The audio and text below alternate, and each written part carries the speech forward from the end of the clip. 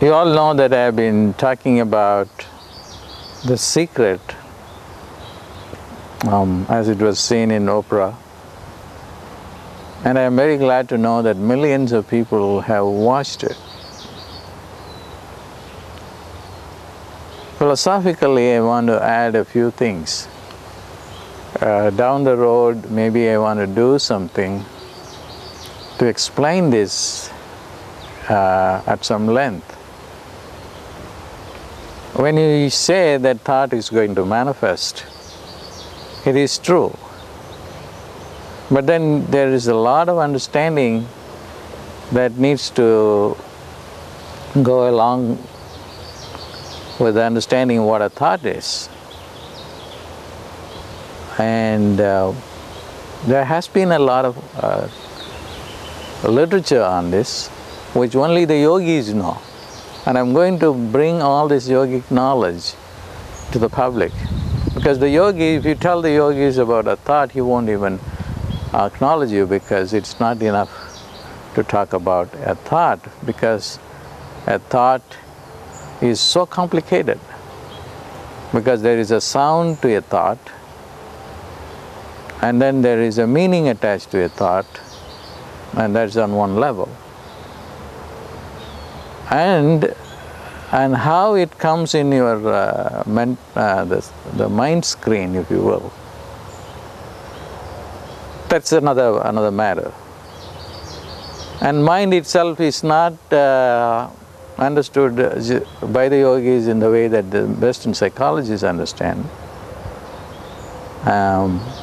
They say that there is manas. Manas is a thinking mechanism which is part of the mind, and a lot of thoughts are floating in, or thought particles, if you will, are floating in, and then it doesn't become a thought or vikalpa until it is kind of frozen. The thought particles have to be frozen in order for a thought to become stable. Even then it moves. And this mechanism is well described by the yogis. And what freezes these thought particles to become a thought is a faculty called buddhi.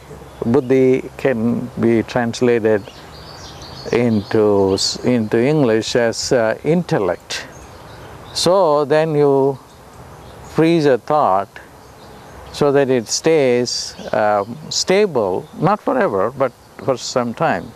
So prior to that, there are thought particles that are moving. So you got to understand this process of how a thought comes and gets stabilized, and then it moves. And then there are other complications, like why you are thinking this thought, as opposed to John or Linda. They are not thinking these thoughts. So there is a vested interest for anyone to think any particular thought. Or why this person becomes a gardener versus a cardiologist is, these are all vested predilections for each individual to become what they want to become through the thought process. So the topic is so complicated.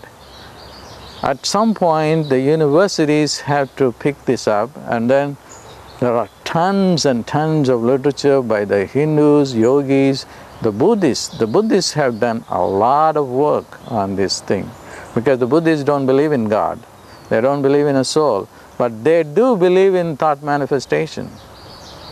They only object to bringing God in or the soul in, because they are not happy with these concepts.